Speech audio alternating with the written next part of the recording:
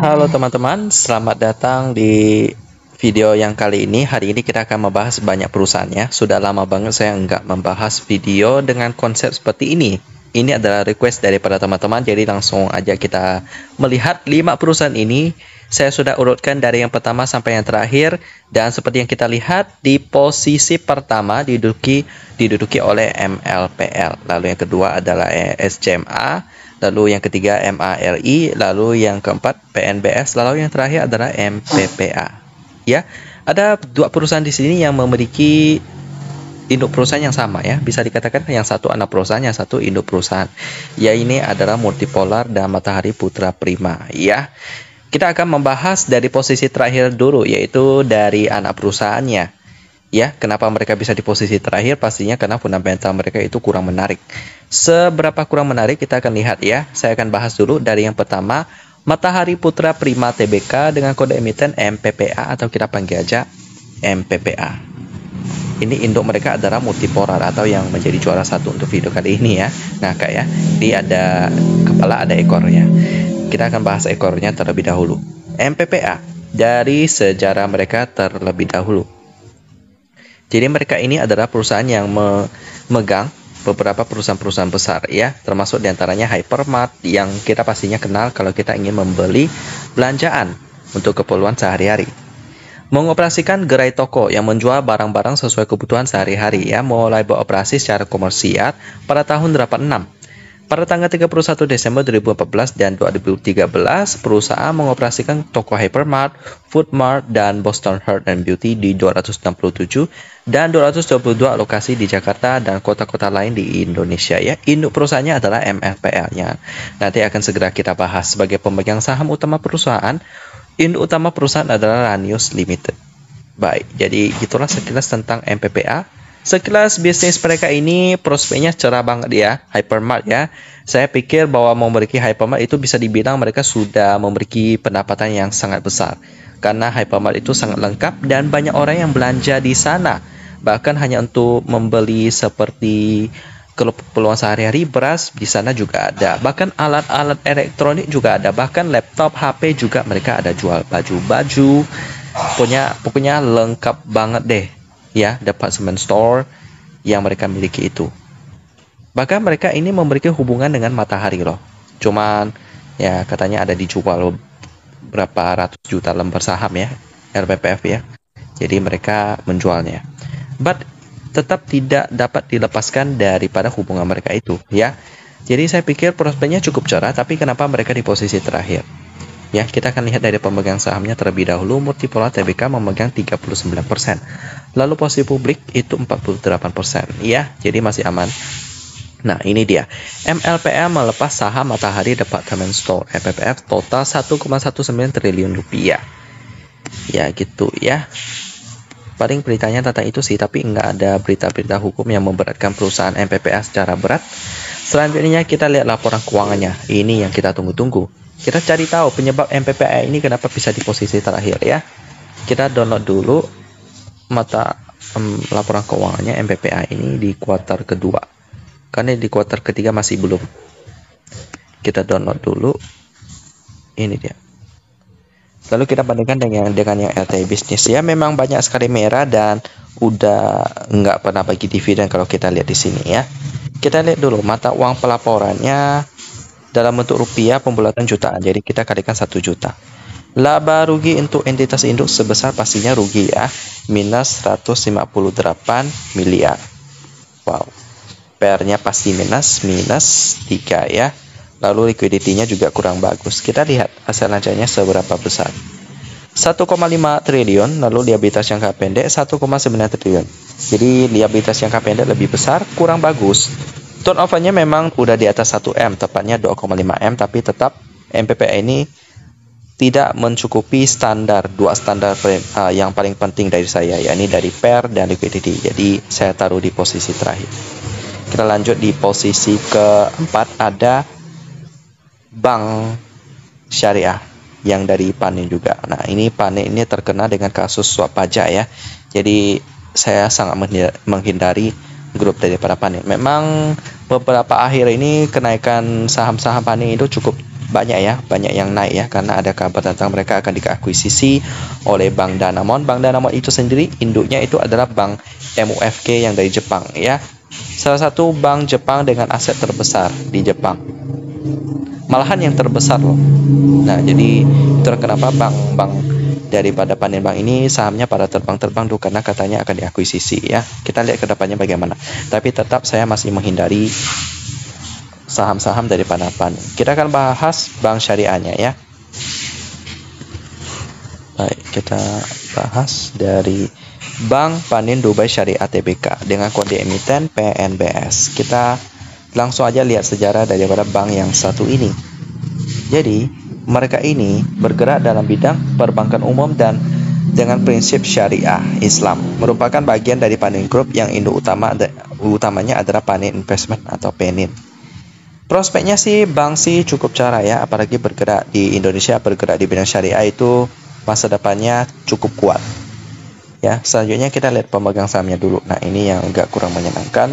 Bank Panin Tbk memegang 67,3%, lalu porsi masyarakatnya 7,6%. Ya, kita lihat di sini beritanya udah update banget ya, 4 jam yang lalu, berarti ini berita yang masih hot banget. Di mana KPK sudah melimpahkan kuasa pajak PT Bank Panin dan PT Joni itu kepada kejaksaan ya, ke jaksa penuntut umum ya. Jadi mereka akan segera diadili untuk kasus suap pajak. Baik, jadi ini memang kurang bagus sih ya. Selanjutnya kita lihat dulu prospeknya bagus, cuman karena ada kasus ya. Sekarang kita akan lihat perusahaan ini. Kita download yang kuartal kedua, karena juga masih sampai kuartal kedua doang. Kita lihat financial statementnya PDF. Kita bandingkan dengan data bisnis. Untuk mata uang pelaporannya dalam bentuk rupiah dan pembulatan ribuan. Jadi kita kalikan 1.000 ya. Laba rugi untuk entitas induk dia itu sebesar 111 miliar. Gede sih. Dengan PER yang didapat sebesar 16 kali. Ya, ini udah mahal sih. Lalu untuk liquidity-nya juga kurang bagus ya. Kita coba cek dulu. Aset lancarnya sebesar, ini kayaknya nggak dikelompokkan. Jadi dia langsung jumlahkan dari aset dan liabilitasnya. Oke, untuk asetnya sih gede, 13 triliun dengan liabilitas 706 miliar. Baik, ini asetnya cukup gede, cuman dari koordinasinya sih kurang sehat ya, 29%, jadi kita skip dulu. Lalu untuk turnover harian ya, dia itu 26 miliar. Ini cukup liquid, cuman PNBS ini kekurangannya ada di sisi PER dan liquidity. Dan bukan hanya itu, dari pemegang saham saja saya juga kurang suka ya. Jadi kita skip dulu. Saya taruh di posisi keempat karena dia masih ada mencatatkan laba. Selanjutnya kita akan melihat perusahaan media daripada Pak Erick Thohir, yakni adalah Mahaka Radio Integra Tbk dengan kode emiten MARI, MARI ya, atau kita panggil aja MARI. Kita mulai dari sejarah mereka terlebih dahulu. MARI ini. Jadi mereka ini bergerak di bidang investasi dan juga konsultasi service, lalu ada digital media ya. Jadi mereka juga memiliki 3 stasiun radio yang ada di Indonesia, Jakarta dan Surabaya. Di antaranya seperti ada Jak FM, dan juga yang terbaru mereka membuat sebuah aplikasi podcast ya, sistemnya podcast yaitu namanya Noise. Nah, itu lumayan sukses juga karena banyak yang memakainya juga. Bahkan mereka cara promosiinnya itu bagus banget di TikTok, di Instagram, mereka bikin kayak video-video lucu, tetapi pada akhirnya mempromosikan aplikasi mereka. Nah, itu masa depan konten juga. Promosinya bagus. Jadi untuk prosesnya bagaimana? Perusahaan media yang satu ini cukup bagus ya. Selanjutnya kita lihat pemegang sahamnya. Ada Beyond Media memegang 40,35%, lalu posisi masyarakatnya 37%. Kita coba lihat dulu Beyond Media. Berita-beritanya banyak berita bahasa Inggris sih, tapi masih aman ya. Selanjutnya kita lihat laporan keuangannya bagaimana. Mereka masih mencatatkan kerugian ya. Karena memang persaingan dari bidang media cukup kuat. Kalau nggak bisa bersaing itu memang bakaran berat, termasuk MARI ini. MARI memang agak sulit kalau kita mau dapat. Oke. Kita lihat yang kuartal kedua. Kita download dulu PDF. Nah, ini dia. Untuk mata uang pelaporannya dalam rupiah, pembulatan dalam bentuk pembulatannya satuan, jadi nggak perlu kita kali-kali lagi. Langsung aja kita masuk ke laporan laba rugi. Laba ruginya seberapa besar? Ini dia, minus 24 miliar. Dan PR-nya pasti minus, liquidity-nya yang aman ya. Nah, ini perusahaan pertama di video kali ini yang liquidity-nya aman. Kita coba lihat aset lancarnya, nggak dipisah ya, tapi jumlah asetnya 601 miliar. Lalu jumlah liabilitasnya 402 miliar, jadi masih oke. Selanjutnya kita lihat untuk sisi turnovernya 13 miliar, cukup liquid, dan dia ARB kemarin ya. Pergerakan saham ini memang luar biasa banget sih.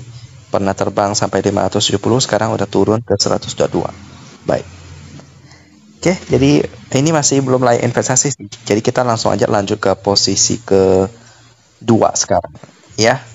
Ini adalah saham media juga, cuman yang lebih oke daripada Marik. Yakni adalah Surya Citra Media Tbk dengan kode emiten SCMA atau kita panggil aja SCMA. Kita mulai dari sejarah mereka terlebih dahulu.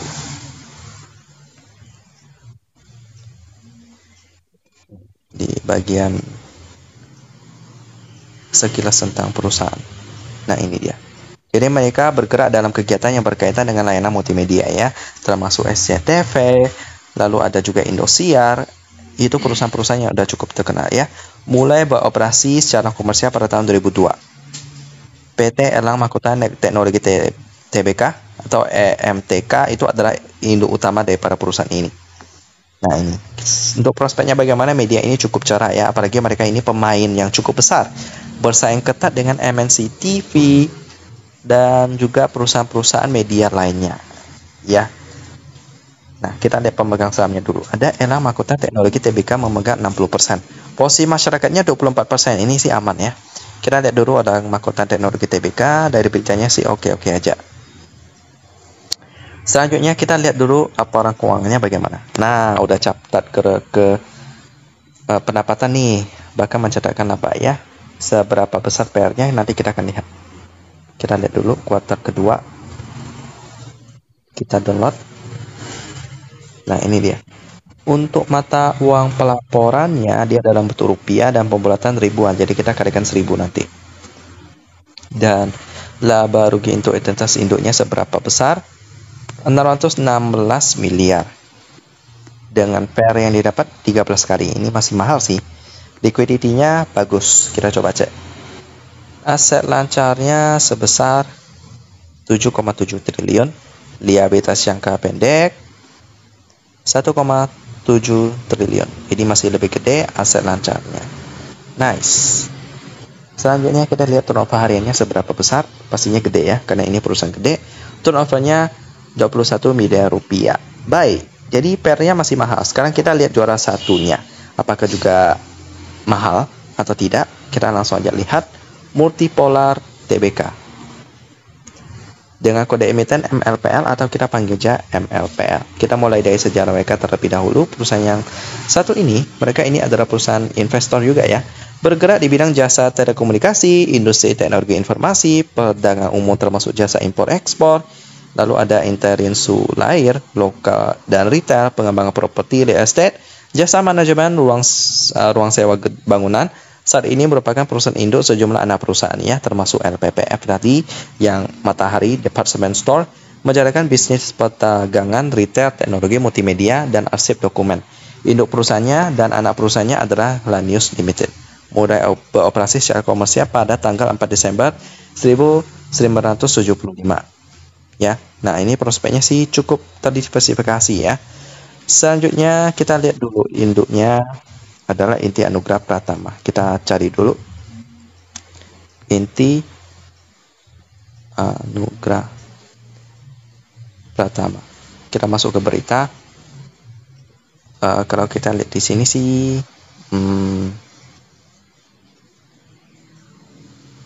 baik, aman ya. Paling ada beberapa berita tentang penjualan saham. Sisanya oke. Posisi masyarakat 41%, jadi masih aman. Selanjutnya kita lihat laporan keuangannya bagaimana MLPL ini. MLPL. Kita download yang sampai kuartal kedua aja, karena dia cuma lapor sampai kuartal kedua untuk sekarang. Kita download. Untuk mata uang pelaporannya, ya dalam bentuk rupiah, pembulatan jutaan. Jadi kita kalikan 1 juta nanti. Laba rugi untuk entitas induk sebesar 78 miliar rupiah. Yap. Lalu PR yang didapat 11 kali. Ini juga masih cukup mahal ya, tapi bisa ambil posisi pertama lah ya, juara pertama. Liquidity juga masih oke. Kita coba lihat. Aset lancarnya sebesar 5,5 miliar. 5,5 triliun malahan ya. Sorry. Lalu liabilitas jangka pendeknya 4,4 miliar. 4,4 triliun. Baik, ini masih aman. Ya, ini dalam jutaan kan ya? Kita lihat. Ya, betul ya. Jadi 4,4 triliun. Selanjutnya kita lihat untuk turnover hariannya 3M. Baik, jadi MLPL ini masih kurang dari sisi PER ya. Jadi saya juga belum bisa sarankan untuk masuk ke dalam MLPL. Dari kelima perusahaan yang di-request oleh teman-teman kita, belum ada yang menarik bagi saya ya. Jadi bisa nanti coba cari lagi, atau bisa lihat watchlist saya. Ini semuanya perusahaan yang bagus-bagus sih. Jadi silakan mampir ke watchlist bulan Oktober saya. Jadi kita aja pembahasan tentang kelima perusahaan ini ya teman-teman. Saya tutup dan kita ketemu lagi di video selanjutnya.